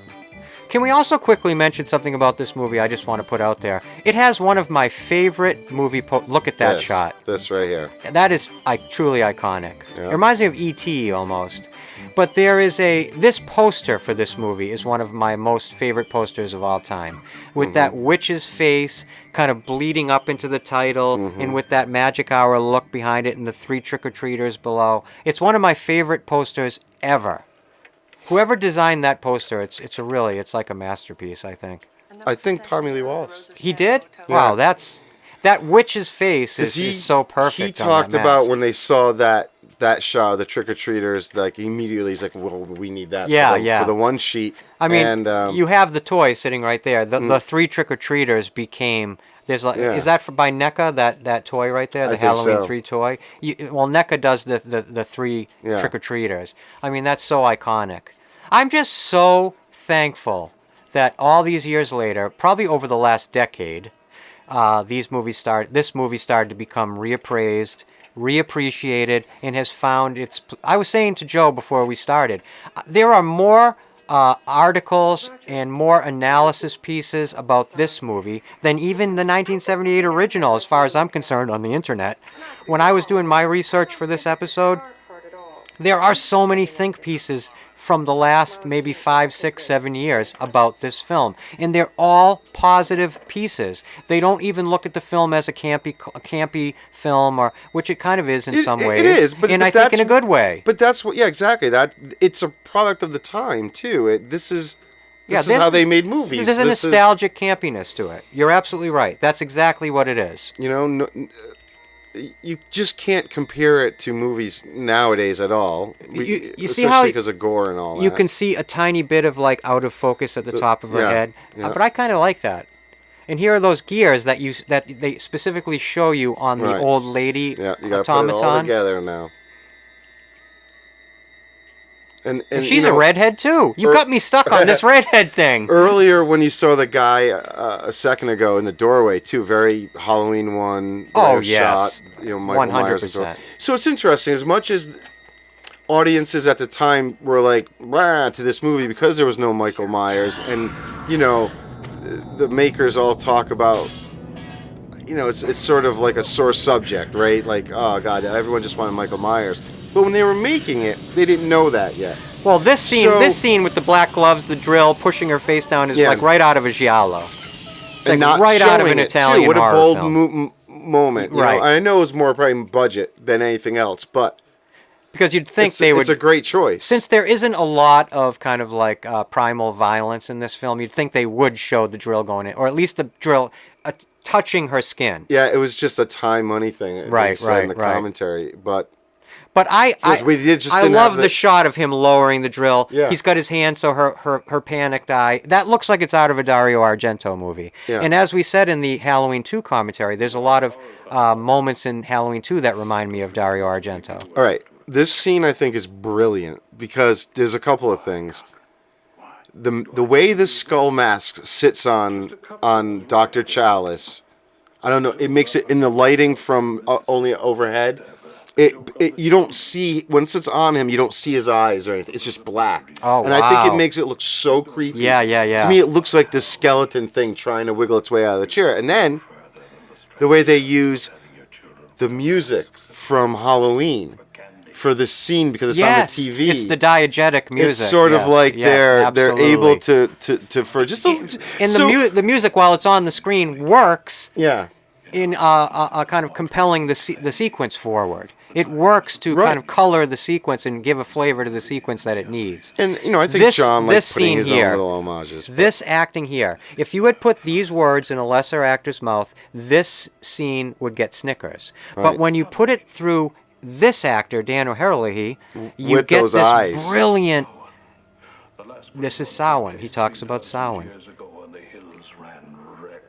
I mean, this is something. Yeah. You could write this and you put it in the wrong actor's mouth and it would be ruined. And it's the classic villain explaining their master plan. Right before they think they're about to kill the person. And it's always like in a Bond movie. They leave them alone, thinking that whatever they left behind is just going to take care of the job, and it doesn't. This is where Bond would usually be tied down to a chair as well. Right. It's exactly out of one of those. It really is a trope, but it's a trope that works for delivering this exposition. It's how movies were made then, or not then, but it was. But you're right. It was just they were looking at their movies from their youth, the Bond movies, and they're emulating those. Yeah. I just love, like you said earlier at the beginning of the commentary, I love the disposition of the expression on the skeleton's face on that Don It's Post the mask. eyes, the slanted, like it's worried or sad. It's not scary, but that's what makes it scary. You're absolutely right. They're downturned. If they were downturned to the front side of the eyes towards the nose, it would look mean. Yeah. But when you pull it that way, it you looks give it the brow, like a little slanted brow Yep. there because of it, and it. I don't know. I always found it creepy. You're absolutely right. Oh my God! This is a brilliant sequence here. Yeah. This is just excellent direction, tying the movies back to the original Halloween, using the music diegetically. It's just perfect. That whole dialogue from Conal Cochran, that's got to, maybe that could be the high point of the movie. Although when he's screaming, "Stop it!" I mean, you know what it reminds me of? We're going to get to it in a minute, but it reminds me of another movie that also came out in 1982, which is when William Shatner, also connected to the Halloween franchise, yells "Khan!" in Wrath of Khan. Yeah. That's what it reminds me of. So this stuff on the look at the shadows, the eyes. It's so creepy to me. Oh, it's so creepy. It's like this worried skeleton that's, I don't know. It's interesting they chose this moment from Halloween to display on the screen. It's the stalking music, right? So it's also it's a hit movie. They know the music's going to evoke. Yep. They know something bad happens from. And it's going to remind audiences that this is a Halloween movie. Right. Right. Yeah, exactly. So as much as later they kind of were like, God, I can't believe everyone just wanted a Michael Myers movie. When they were making it, they definitely put some homages in and ties to it as little nods.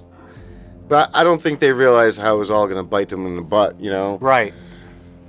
Going back to what you were saying about the emotion on the skull mask, it kind of works on Tom Atkins. That's a perfect throw.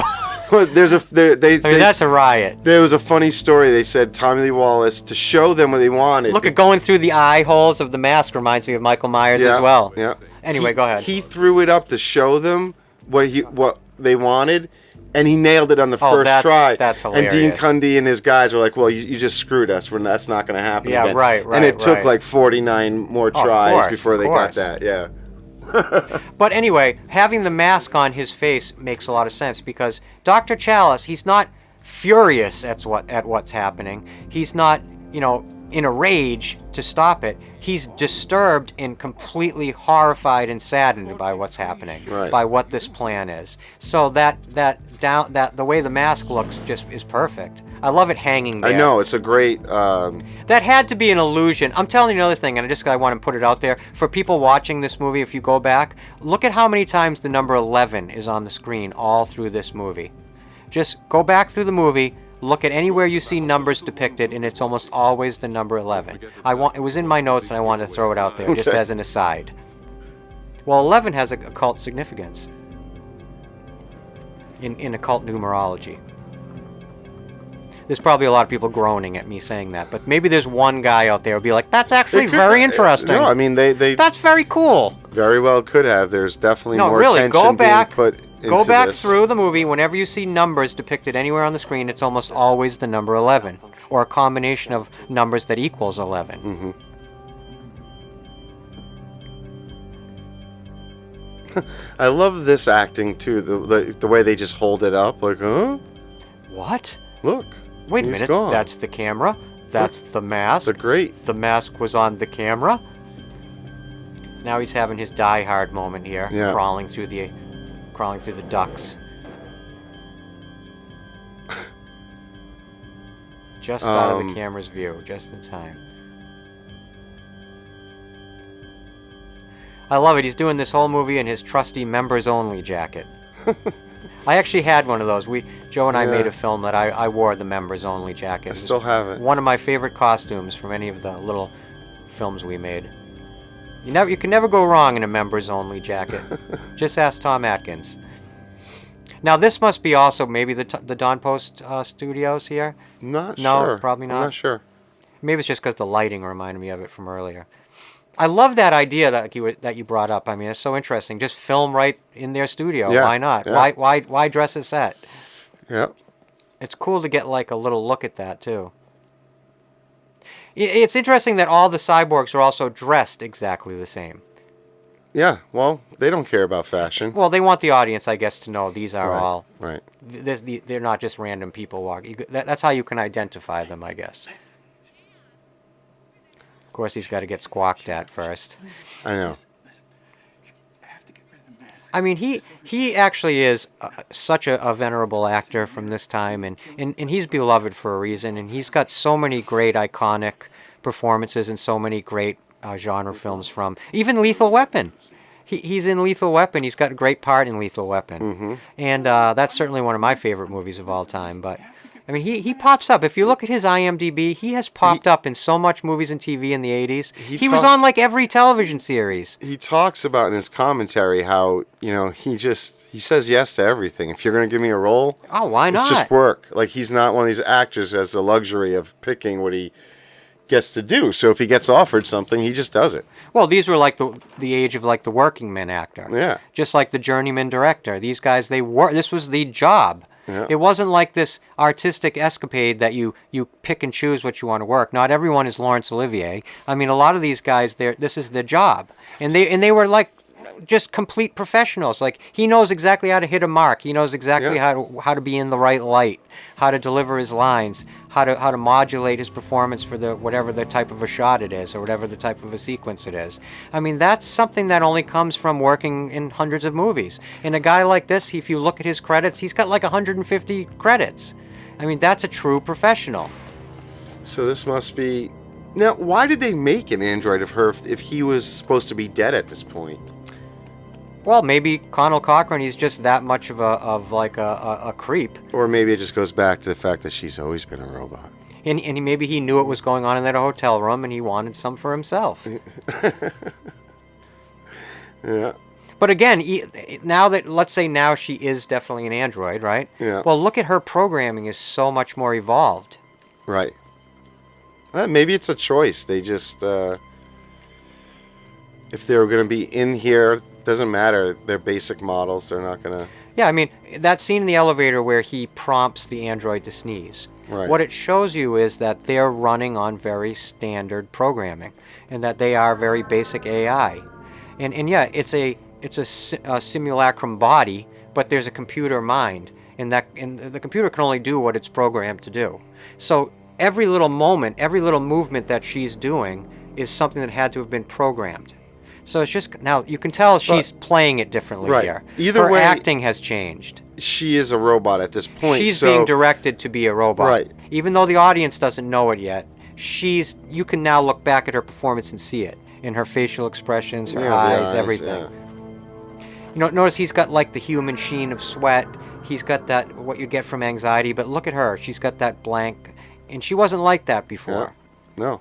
It connects to these guys, the assassins. Either way, she's a more sophisticated model. way more sophisticated. But you see the old lady automaton, that early primitive version. You see the cyborgs who are somewhere in the middle, and now her, that's even more advanced. You know, Connell Cochran could be a frickin' robot, for all we know. I mean, well, no, at the end, he gets... Yeah, you're right. Yeah. No, you're right. But what I'm saying is, as an example, yeah, right. Right. You could create if they have the program to make her this elaborate, then they could do anything. Have you ever seen the movie Ex Machina from like 2016? No. Well, in it there's like androids, right. and there's people who go and they interact with these. And at one point, the human, he becomes so confused as to whether or not he's an android. He has to cut into his own skin, because when you're around one of these advanced AI, it causes you to start to wonder, wait a minute, are these right. thoughts my own? It's you got to see that movie. That's a great movie about similar themes. Yeah. I love he knows exactly what to start programming and hit. Well, it looks like he's just jamming buttons. Maybe he is. Just hitting But every button. He seems to have activated the commercial. Just start smashing. That's what you're supposed to do. Yeah, he just started it though. Oh, look at that. That's a great lighting and great shot. His eyes. He does some great he's perfect for acting with his eyes. He's a great actor. He's another guy, if you look at his IMDb, he had like 100 credits. These are professional journeyman actors, and I have a lot of respect for that. You know, a lot of actors nowadays are just like princesses, you know, or prima donnas. These guys, they came to work and did a job. Look at this. I mean, that's a great idea. That makes a lot of sense. And there it is again. Yeah. That orange fluid. But it even knocks them all out. Well, yeah, it short-circuited So everything. the idea is also that these robots cannot work without connection to some sort of greater machine. Right. Well, you know? they're networked. Yeah. They're all networked. So if you take out the network computer, yeah, you're going to take out the system. That's a cool shot. And if you look from above, those computers, it almost looks like a circuit. Like if you looked at an electrical circuit, it's kind of interesting. This is interesting. So is this his technology overloading on him, or is this Stonehenge? This is Stonehenge, clearly. Being like, okay, this is clearly... we are done with this experiment. The for lack of a better word, the magic has gotten out of control and has kind of taken a mind of its own. The power that's emanating from Stonehenge. See, that's why he's clapping. Yeah. Because he knows now, you may have disrupted my system, but you've only empowered Stonehenge. And that monolith, like almost out of 2001, that monolithic image, or monolithic... Right. The idea of this big block having some sort of Look at that. conscious... What do you think that was made out of? I don't know. It almost looks like... they said it's supposed to look like crystallized. And with that creepy smile on his face. Like, what just happened to him? He blew up. But is he dead? He was crystallized dead? And blew up. Yeah, that's what Tommy Lee Wallace made it sound like. Because it almost looks like he sort of blips out of reality. Because he seems to be pleased by what's happening to himself. I think this is probably the first big special effect in the Halloween matte shot movies, there? you know? Oh, yeah, it would have to be. I mean, the other ones, there's really none of that. There's nothing like that. And what would that have been? Like a matte shot? Yeah. classic Matt.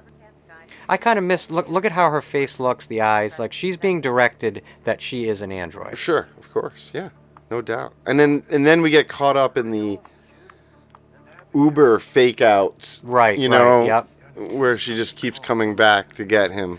I want to ask you, listening, let us know in the comments. What do you think? Was she an android from the beginning, or was she only an android from that point of abduction? Let us know what you think. So it's weird because she works without connection to the machine.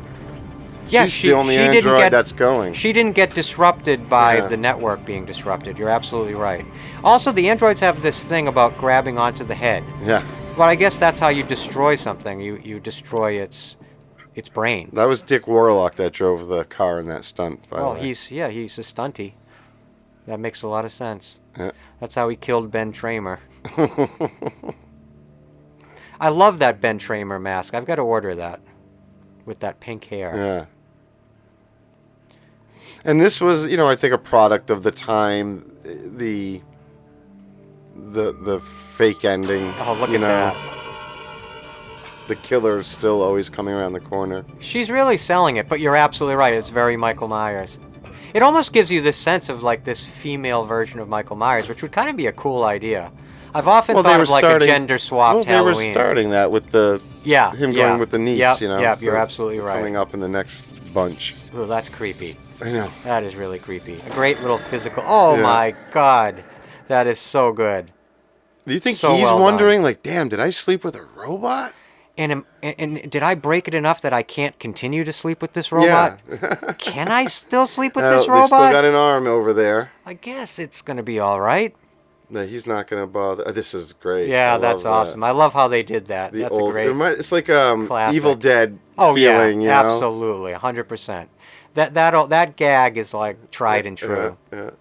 I love it. I don't need to get rid of this arm. Well, the arm could come in handy on the drive home. This is just great. This guy just can't win.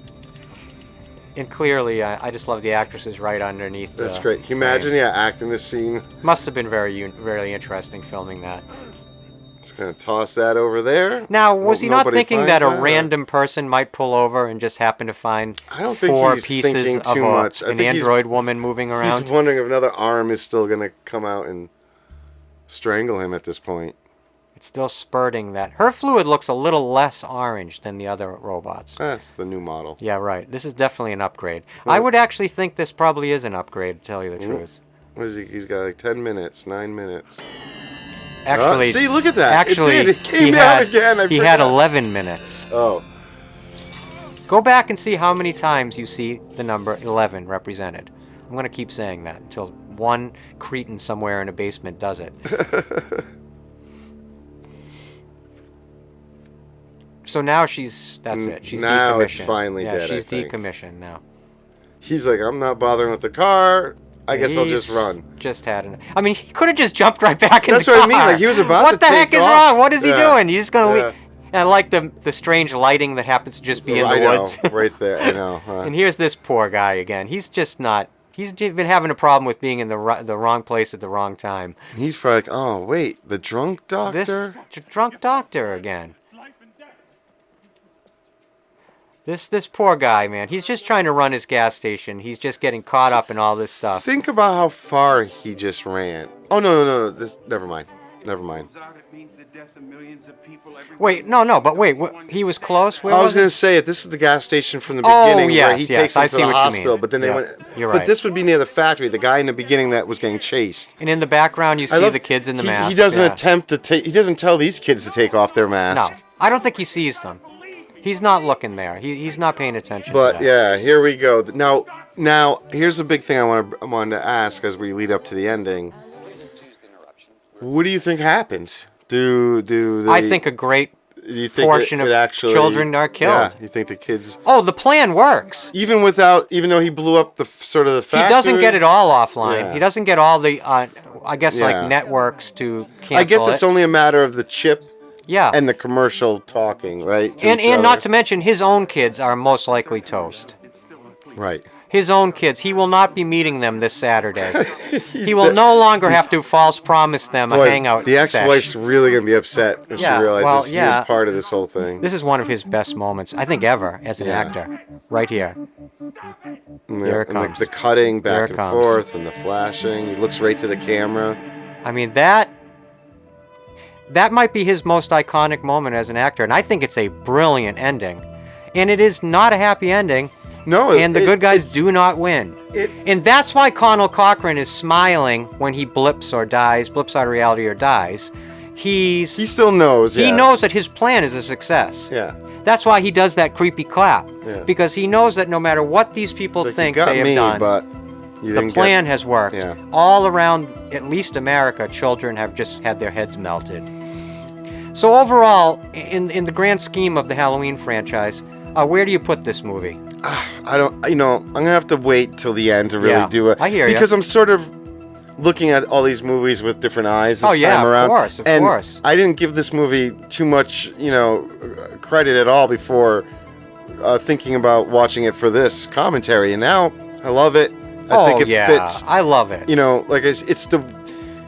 I can feel that the people who made this movie, Tommy Lee Wallace and the rest, they were really trying to make a very cool and interesting film, and I think they absolutely succeeded. Yeah. The only thing they were waylaid by was audience expectation. Right. That was it. I can see how the completists would love it to not be in the middle of the Michael Myers, story. Right. That when you. But again, I think you could skip it. In the long run, I think you need this movie going forward because like I said, it plants seeds of this occult significance and ritual significance that definitely comes into play going forward. I really think, and I'm talking in-universe, I think that the thematic material in this movie is very fertile and kind of works through the rest of the movies if you want it to. It doesn't have to, but it's there if you want to play with it in your mind. You know what I'm saying? Yeah. But I love this movie. I had a great month looking into this movie. I enjoyed all the research I was doing. I loved it. But next month we're going to be back with our 4th episode, and it's one of my favorite of all the Halloween movies, Halloween 4: The Return of Michael Myers. I have a lot of nostalgic memories of that movie. But I just want to say, and I say it every time, and I'm going to say it again and again and again, if you've listened to this, I can't thank you enough. Thank you so much for spending any time listening to us. We really sincerely appreciate it. And if you liked what we're doing here, just hit that subscribe button and let us know. Or leave a comment. We'll read and reply to everything. Let us know what we could be doing better. If you like what we're doing, if you don't, let us know. If there's something we missed, something we like to collect information about these movies. So if you know something we don't, put it on the comment section. We'll read it. We'll take it to heart. But thank you so much for being here. And thank you so much for giving us a chance to kind of show how much we love these movies. We really appreciate that. What do you think, Joe? I want to thank Tommy Lee Wallace. Oh my God! For taking absolutely. for taking that chance to try and do something different. It couldn't have been easy to step into the unknown after 2 really iconic movies. And he took a hit for a long time. A long time. And I think time has only helped this movie, I agree. And the way it sits within the franchise and the way it's become. And I believe the same thing, I'm going to say it now, so in the future it'll be here. The same thing will happen with Halloween Ends. 20 years from now, people are going to reassess that movie. Of course. They're going to reassess it and learn to appreciate it. But I will say, again, we really appreciate it. I can speak for both Joe and myself. Yep. Thank you so much for listening. Thank you so much for being here. We do this as a labor of love, and we just love these movies. And we're going to be back next month with our next episode, episode 4, Halloween 4, The Return of Michael Myers. So until then, thank you so much for listening. Joe, anything you want to add or say? You all set? Nope, everything you said is on point. Well, thank you very much for listening, and please hit that subscribe button, hit that like button, and leave a comment if you will. That'd mean the world to us. And until next time, I'm Christian White. I'm Joe Francazio. And this has been Haddonfield Radio, and we're telling you to have a very happy Halloween.